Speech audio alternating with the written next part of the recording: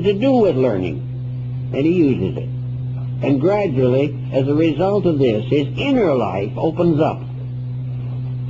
His inner life opens up because he has no pressures. He has no pressures because he has no egotism left in himself. He has no worldly ambitions. He is not trying to be godly on one hand and a millionaire on the other. He is simply, quietly knowing his own limitations, knowing his own abilities, knowing his own purposes in life, and gradually gains a reputation. He gains a certain amount of influence because he is skilled and because he is able. As this continues along, then the quest of the overself begins to be more meaningful. The individual, in order to have the courage and wisdom, must call more and more upon his own resources. As he advances in his skills, as he advances in his profession, his temptations increase correspondingly. He requires much greater self-discipline as he goes further and higher in his career. For there the temptations will be pressing. There will be many opportunities to compromise principles. The person with few abilities has few opportunities and few temptations. But as he goes further along, he demands and depends upon greater insights. Also, as he advances in any science or any art or any profession or trade, he gradually comes to the point where he wants to know more about the thing that he has already chosen. He can have graduated cum laude from the greatest university in the world, but he still will not understand history. He may have gone through philosophy for years, but he still will not understand all of philosophy. Before understanding is perfected, the inner life of the individual has to be given control of all faculties and powers. He must gradually learn the real mystery beyond and behind all material things. He will have to find gradually a consecration in which what might otherwise be a secular subject suddenly becomes sacred, and the person becomes completely dedicated to the perfection of his attained art or science. As this goes on, all knowledge becomes a key to the ultimate knowledge of the divine plan itself. And by degrees, knowledge brings with it certitude. For ultimately, through skill, the individual develops the realization of the absolute workings of universal law. So as he goes on, it becomes then probably very important for him to have more and more communion with the source of life within himself. On the other hand, this communion is also a temptation. The individual who is interested in a religious life is very often disillusioned in secular living. He feels that the world around him is simply an impediment, that he becomes more and more aware that he has difficulty adjusting to worldly conditions. They hurt him. They irritate and aggravate him. And he wishes constantly that he could do the things that would change all this. But he can't accomplish all that, nor should he be disturbed by the fact that the world is the way it is. He may do all he can to help it, but he cannot wisely condemn it for its own shortcomings. The world continues to be itself, and the wise and dedicated person must live in it, must conquer its pressures in himself, and must dedicate his own life to the service of whatever reforms or reformations of character he is able to accomplish. Under such conditions, he may want occasionally to have periods of meditation or quietude or rest or opportunity to organize his resources against the confusions of his time. But he will never take the attitude that he is going to substitute his own hope for personal growth for his duty to society. The individual who retires from humanity to take care of his own spirituality is on the rim of a serious disaster. We are not here primarily to advance our own cause by the neglect of our social responsibilities. We are here to forget ourselves very largely in the common service of those whose need is greater than our own. Therefore, the individual who chooses to retire from humanity in order to protect his own spirituality should give the matter another thought. He is on the wrong track. He is not to be concerned primarily with his own growth. His own growth is a byproduct. The only way the individual can grow spiritually is to forget himself in the service of those whose need is greater than his own. He cannot directly make himself spiritual, but he can, through forgetting himself in service, attain spirituality. But he will never find it by demanding it, requiring it, or envisioning it for himself primarily.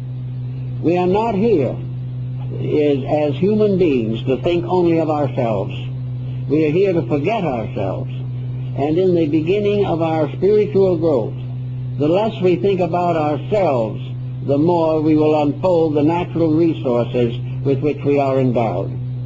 Thus, when we come face to face with literature in these fields, where we find offer after offer telling us how we can become spiritual, how we can become rich, how we can gain influence over others, these statements in themselves should tell that we're on the wrong track, because no individual has ever found his way to heaven by taking care of himself.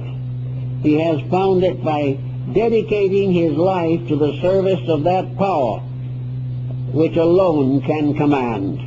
And that power is the power to serve those around him. And from small services he can increase to greater services. But always his mind is upon one thing, the greater good to the greater number. Otherwise he is going to fall into some form of psychic malpractice very, very quickly.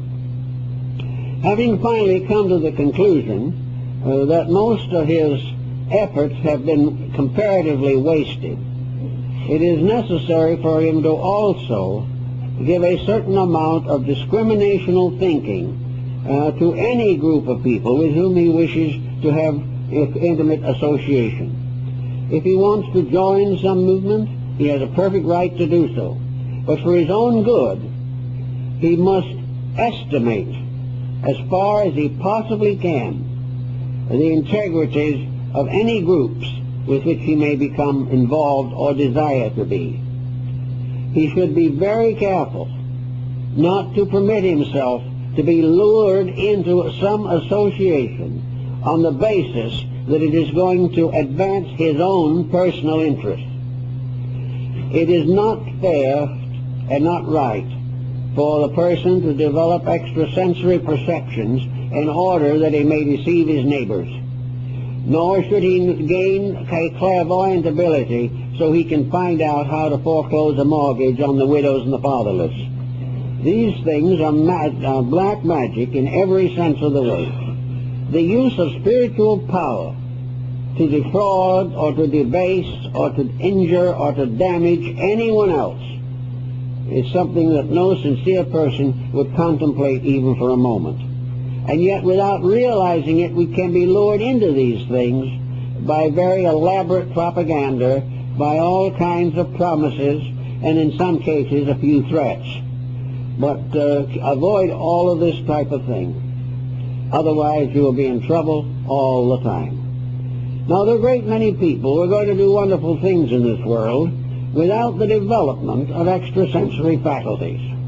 The possibility of having growth without some form of psychic experience is very real and very important. Some persons will have extrasensory perceptions, and some have almost been born with the potential to this. Under such conditions, their problem is to control and direct these faculties, to serve them, to serve the public good, to serve others in need, to advance religious purposes and causes, or to add to the security of those around them. But it is not necessary to have this type of experience. Some of the greatest saints and mystics of all times have never had visions. They have never had any metaphysical experience. They have had a simple religious dedication. They have simply built their lives around the New Testament, or the Old Testament, or the Sermon on the Mount. They have gone along day by day, serving gently and quietly in the cause of principles. These people have had a constant unfoldment which is not necessarily accompanied by miraculous happenings. They have gained insights, they have become wiser and wiser, but they have not seen things or had symbols that they couldn't understand. They have rather simply grown up in wisdom and in charity and faced the future with a good hope. Now the symbol problem gets to be very complicated, and in the course of time we get symbolic documents almost without end. These symbols people see, they think they believe them, they have a feeling that those things have happened. Whether they are visions or dreams or extrasensory experiences, they do not know, but they expect someone else to describe, interpret, and explain these symbols. Actually, in most cases, there is no way in which this is possible. The nearest possible way would be to go into analytical psychology and have these symbols explained in terms of Jungian analysis or something of that nature. But this is a long and difficult problem and requires a great deal of time and thought and effort, and today considerable expense. These symbols are personal. They mean something to the person who receives them. And these symbols are their own psychic pressures geometrized. They are pictures of their own pressures and their own attitudes. You remember, of course, Aesop's fables. Well, the fables were symbols of human behavior. Fontaine's fables the same way. The emblem writers and symbolists of the 17th and 18th centuries in Europe dramatized attitudes by means of pictures. They created symbols to represent the attitudes, the virtues, the vices, the practices, the beliefs, the opinions, and the fallacies of human nature. Every symbol, therefore, that is experienced in a dreamlike relationship with life is some expression of the pressure in ourselves. These pressures do not come back always as literal recapitulations of things that happened. They come back as diagrams. They come back as symbolic figures telling something about happenings within ourselves. Some of these figures could be musical notes. Sound can carry the message. Words can carry it. Thoughts, scenes, landscapes, persons, animals, geometrical figures, stars, auras, magnetic fields. All these things come through into consciousness, usually in a semi-dream state. They come through sometimes because the individual has conditioned themselves to get them. In other words, they may come through in concentration, in meditation, and in various forms of self-discipline. The danger of these things is that they are not understood. And the individual, having experiences of this kind, which he cannot interpret himself, then turns to someone else to have it explained for him. No one else can explain it. It is something that is intimately associated with one individual. It is a principle, a truth, an idea, an attitude, or a negative pattern which is